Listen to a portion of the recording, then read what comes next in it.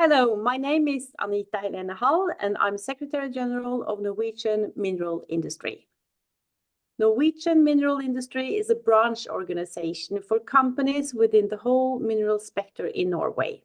Our task is to work for common interests like good framework conditions in legislation and politics, as well as work for good sustainable development for the industry.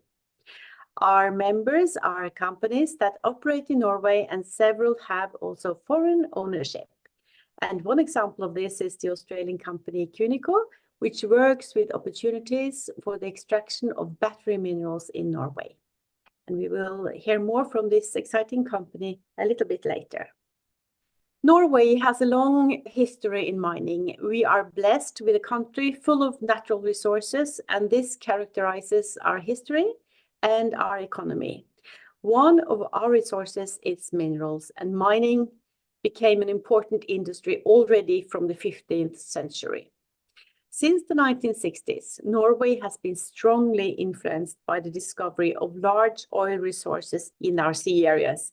This has affected the Norwegian economy and business to a large extent, and may have been a reason why interest in mining activities was decreased. But now it is new times, and the world focus has turned to sustainable solutions. Renewable energy is of course central, and Norway is looking for ways to contribute in this challenge. So yet again, mining is getting into focus. And like this illustration shows us, mining has never really been out of the question and won't be for the foreseeable future. The development of modern society depends on minerals, and the green shift only increases the need even further. Electrification and the use of renewable energy will skyrocket the demand for battery minerals in the years to come. And then to the situation in Europe. As you can see from this illustration from the EU, the situation is dramatic. Europe produces very little minerals itself, but gets a lot of its mineral resources from countries with geopolitical risk, unregulated working conditions, and high greenhouse gas emissions, to mention some issues. And it is also dramatic numbers we see on the right side of this picture. The need for some of the defined critical minerals will double many times in the coming years. It goes without saying that the situation puts Europe in a risky supply and security situation. And this is the reason why the EU has now adopted a completely new law, which will ensure in-house production and reduce the risk of dependence on other individual countries. And China is, of course, often mentioned in this connection. The Critical Raw Materials Act has defined a group of minerals that are critical for Europe based on supply risk and economic importance. Some of the critical minerals are also defined as strategic, based on that they are key for strategic technologies like twin transition, defense and space, and also forecast demand risks outstrips supply. With the instruction of CRMI, specific targets have been set out for how the mineral needs in the continent will be met in 2030, as we can see on the slide. These are very ambitious targets, and with the targets also come instructions to the EU countries that processing of projects that include these minerals should be given high priority. This is, of course, important because processing times are generally long when it comes to mineral projects. And this applies, I guess, both to Europe and many, many other places in the world. CRMA, Critical Raw Materials Act, is also very interesting and can be very important for Norway. As previously mentioned, Norway has a lot of mineral resources, and also a good part of those defined as critical and strategic according to this new EU law. This provides great opportunities for Norway to distinguish itself as an important mining country and a country that can play an important role in the development of the green shift. This map shows some of the deposits of minerals that our authorities, Geological Survey of Norway, have mapped. With extraction of some of these minerals, industry will once again play an important part in value creation and jobs across Norway's sparsely populated country. Mining can also contribute to diversity away from fossil fuels and embrace future of a sustainable lower emission society.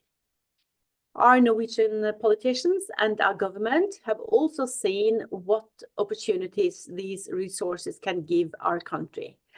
In particular, there has been interest in the critical minerals and especially the battery minerals. In 2022, our government therefore came up with a separate battery strategy, and in 2023 followed up with Norway's mineral strategy. Here, the government sets out a number of desired action points to ensure a good future mineral industry and with a focus on sustainable operations.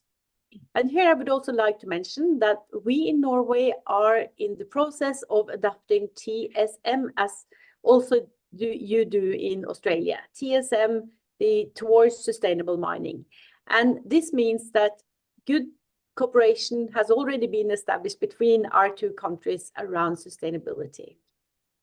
Then I'm nearing the end of this presentation, and in summary, there are a critical situation in Europe, which has led to a law with a particular focus on critical minerals and how the continent can ensure supplies of these in a sustainable way, the Critical Raw Materials Act. Norway has deposits of these critical minerals, and here are the battery minerals that are decisive for electrification and the green shift in Europe and the world. Nothing comes by itself, not even the green changes the world desperately needs. Therefore, it is important that all of you who have influence, commitment, or other resources mobilize and contribute. Mining is an absolutely necessary piece in this critical puzzle. Exploring and development companies are highly needed. KNI, that I mentioned earlier, is a good example of a company that does necessary and essential work that's needed to get the world out of this crisis that we are in. Therefore, it will be exciting to hear more from KNI in just a moment. Ladies and gentlemen, thank you very much for your attention. Good afternoon and greetings from Norway. I'm Anthony Beckman, CEO of KNI Limited, and it's a pleasure to join you today at the Critical Minerals, Mining and ESG Summit. KNI Limited is an Australian-listed mineral exploration company headquartered in Norway. Established in 2021 from Vulcan Energy Resources, known for its zero-carbon lithium project in Germany, KNI has a pure focus on battery raw materials for electromobility and the green transition. Stellantis, one of the world's leading automakers, is our largest shareholder. Our vision is to elevate our mineral exploration to become a producer of sustainable net zero carbon battery metals, catering to the European battery industry and contributing to a lower emission society. As Anita has just highlighted in the previous presentation, access to sustainable raw materials is critical to the green transition. Europe currently relies heavily on imports for these essential resources. KNI aims to address this dependency by providing locally sourced, ESG leading, sustainable battery metals.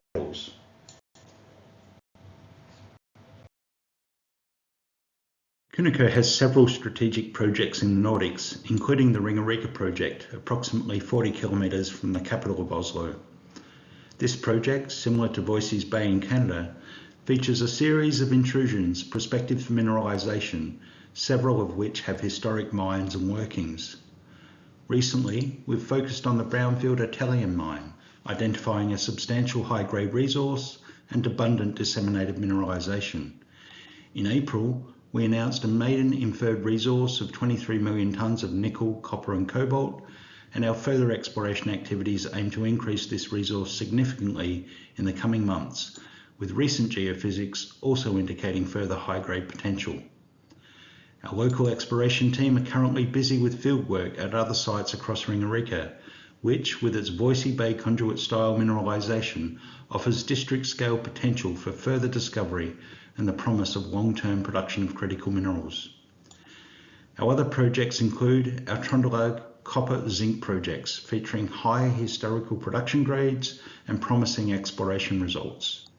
The Scooteroo Cobalt project, known for its high-grade shallow cobalt intercepts and historical production, and our Greenfield lithium and tin projects in Sweden.